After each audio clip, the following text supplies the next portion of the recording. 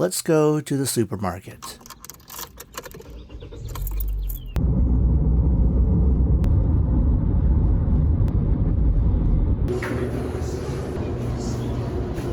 Okay, you have your standard toothpaste here, oral care. Let's see if we can find what we're looking for. Aha, here we go. Okay, so we've got all shiny white and double action. Yeah, these will work. At first glance, Darlie seems like just another toothpaste brand, but there's something unusual about it. The bright, colorful packaging is almost a stark contrast to the black and white logo of the smiling man. Who is this man? That is a question that its owners don't want you to ask. In fact, if you go on the website of its parent company Colgate, that black and white logo is nowhere to be found. This is a story of Darlie, the racist toothpaste of Asia. The story of Darlie started in the 1920s. The CEO of the Shanghai-based Hawley and Hazel chemical company was in the US when he came across the performances of Jolson, a popular comedian and singer at the time. You know the phrase, "you ain't heard nothing yet"? That was popularized by Jolson. To say that he was a major star at the time would be an understatement.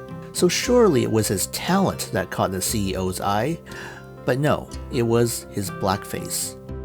At the time, Hawley and Hazel needed branding ideas for their new toothpaste brand, and the stark contrast between Jolson's blackface and his sparkling white teeth sparked a marketing idea.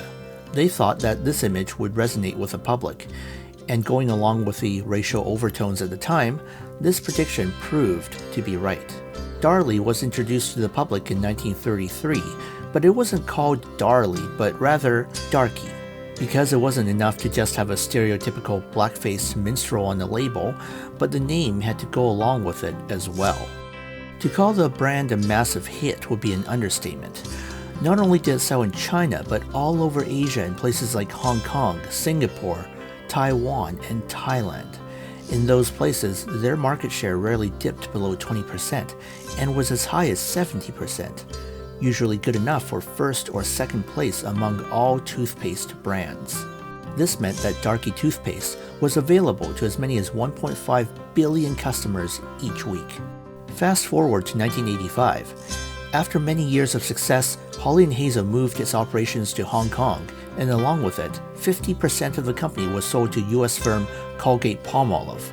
Eager to dive into the Asian market with a company that already has a foothold there, Colgate first had to deal with the potential PR nightmare of Darkie.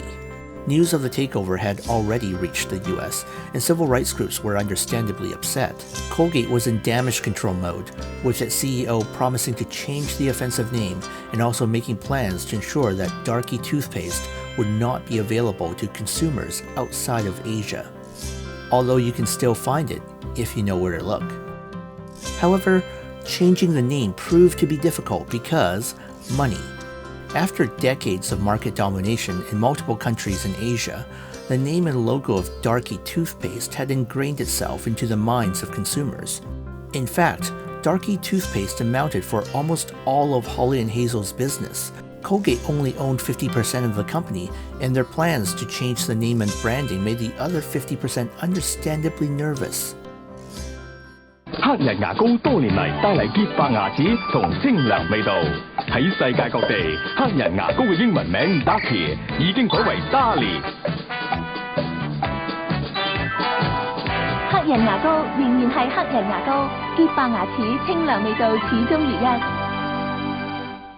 In 1989, Colgate and the rest of the shareholders came to a compromise. The English name would change from Darkie to Darlie, but the familiar blackface logo would remain intact for another 2 years before changing to a more racially neutral image. Colgate would pay for all the rebranding expenses and reimburse the other shareholders for any lost business as a result of the change. However, it came with one major caveat.